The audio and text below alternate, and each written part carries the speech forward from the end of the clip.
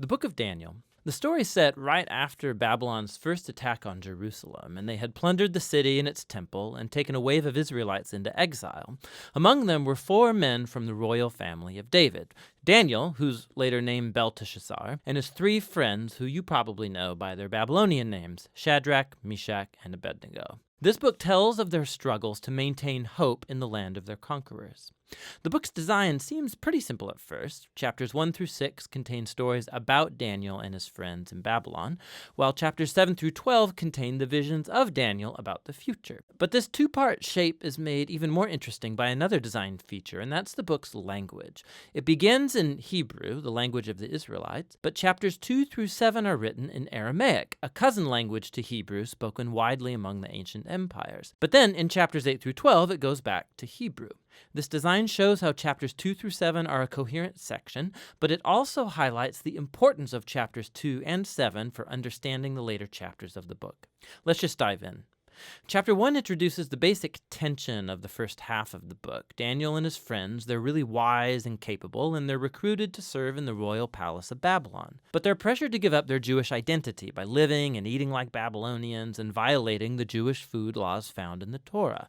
So they refuse, and they choose faithfulness to the Torah, and it puts them in danger. But God delivers them, and they end up being elevated by the king of Babylon. After this begins the Aramaic section, which you'll see has this really cool symmetrical design. So first, the king of Babylon has a dream that, it turns out, only Daniel is able to interpret. It's about a huge statue made of 4 types of metal, and it symbolizes a sequence of kingdoms, and the head is Babylon. But then a huge rock comes flying in, and it shatters the statue, and it becomes this huge mountain.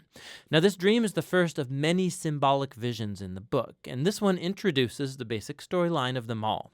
Daniel says that the statue represents a train of human kingdoms following from Babylon, and they will all fill God's world with violence. But one day, God's kingdom will come and will confront and humble the arrogant kingdoms of this world and fill the world with the healing justice of God's reign and rule.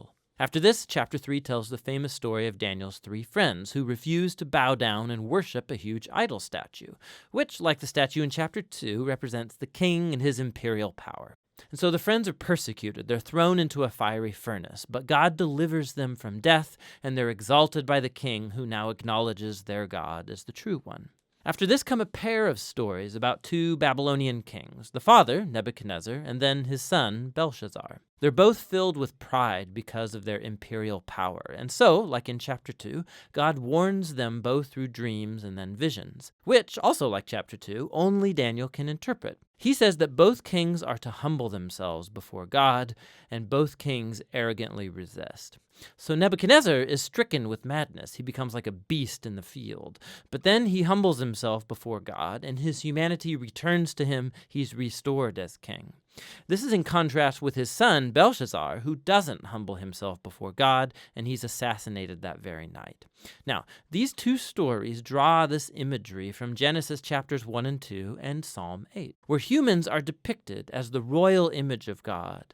He's given them authority to rule over the beasts of the field and the birds of the air on behalf of God, who is the world's true king. But when human kingdoms forget that, when they rebel and make themselves and their power into a God, they become less than human, like violent beasts who will face God's justice.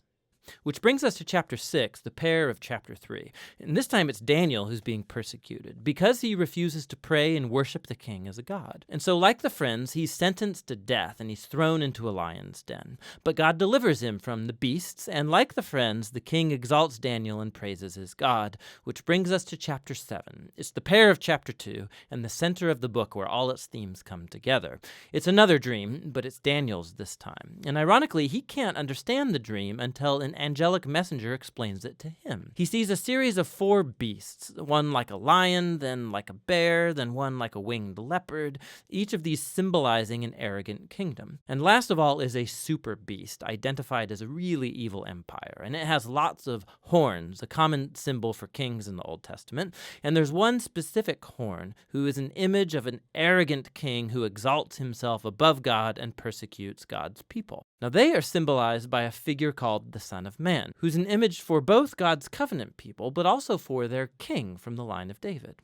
But then all of a sudden, God, who's called the Ancient of Days, comes and he sets up his throne. He destroys the super beast and he exalts the Son of Man on the clouds, where he comes up to sit at God's right hand and share in God's rule over the nations. We can look back now and see how all of these stories in the first half fit together. The three stories of faithfulness despite persecution, these are meant to offer hope to God's suffering people among the nations. But they suffer because human kingdoms have rebelled against God and have become beasts. And so these visions encourage patience, that God's people are to wait for him to bring his kingdom and rule over our world and vindicate his suffering people. But it raises the question about when God is going to do that, and that's what these final three visions set out to explore. In chapter 8, Daniel has another vision about the final two beasts of chapter 7, but this time they're symbolized by a ram, who we're told is the image of the empire of the Medes and Persians, and then by a goat, who's an image of ancient Greece. And out of the goat come a whole bunch of horns, one of which symbolizes the evil king from chapter 7. And we're told more about him, that he will attack Jerusalem and exalt himself above God and defile the temple with idols. However, in the end, he will be destroyed by God, who will exalt his people and his kingdom. Now, by chapter 9, Daniel is very puzzled, especially as to when all of this is going to take place. And so he consults the scroll of the prophet Jeremiah, where God said that Israel's exile would only last 70 years. So for Daniel, the 70 years is almost up. And so he asks God to fulfill his promise soon. But an angel comes and informs him that Israel's sin and rebellion has continued. And so their time of exile and oppression will continue on 7 times longer than Jeremiah envisioned. Daniel is deeply disturbed by this, and he has one final vision. We're shown the same sequence of kingdoms. It's Persia, then Greece, and Alexander the Great, followed by lesser kings, all leading up to this final king of the north, who will invade Jerusalem, set up idols in the temple, and exalt himself above God. But then, all of a sudden, this king comes to ruin. Now, there's been endless debate about what all of these visions refer to. Many see a clear connection to the exploits of the Syrian king Antiochus in the 160s BC. He killed many faithful Jews in Jerusalem and set up idols in the temple.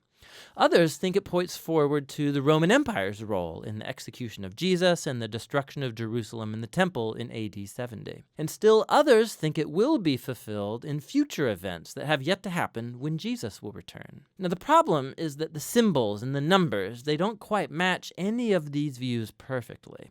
But it opens up the possibility that in a sense they are all right. The book of Daniel has been designed to offer hope to all future generations of God's people.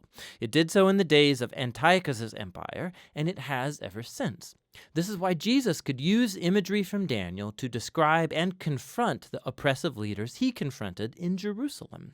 This is why John, the visionary who wrote the Revelation, could adapt Daniel's visions and apply them to Rome of his day and also all future oppressive empires. And so the point of Daniel is that all generations of readers can find here a pattern and a promise.